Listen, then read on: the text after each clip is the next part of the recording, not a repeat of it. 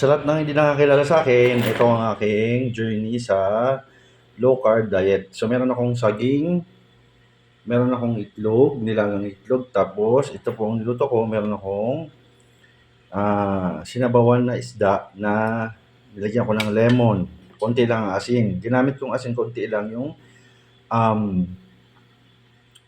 yung Himalayan pink salt. Yan, may okra siya, tapos may talong, may sibuyas, may tanglad. Nilagyan ko rin po 'to ng tanglad para magkaroon siya ng maayos na lasa. May sili rin na konti, tapos talong, okra, mayroon din siyang Roman lettuce. Nilagyan ko ng lettuce, dahon niya, tapos may sibuyas. Yan. Yan po yung aking journey ngayon sa aking low carb diet. Yan. Start ko pa lang po ng low carb diet ko ngayon. So, sa mga nais din mag low carb diet, ito po yung first menu natin. Yan. Sa mga susunod na araw po, magkakaroon ako ng maraming klase ng mga menu ng low carb diet. Kumbaga, ito yung day 1 ng low carb diet ko. So, hindi ko na siya pipicturan. Basta ang ano ko lang, lagi kong gagawin na mag-upload ako ng mga low carb diet para meron kayong guide na susundin. Sa susunod naman po ay mag-upload ako ng panibagong low carb diet.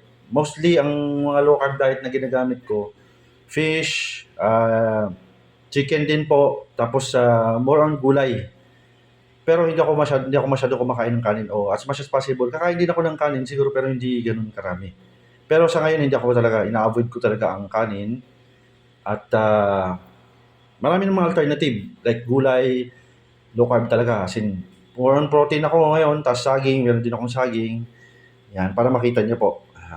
Maraming salamat po sa subaybayan niyo po ako, at saka follow niyo rin po yung profile ko, yung page ko, yung profile page ko, para masundan niyo ang mga low carb diet ko ngayon. Low carb po ito is this is my day 1 low carb, para malaman niyo lang po.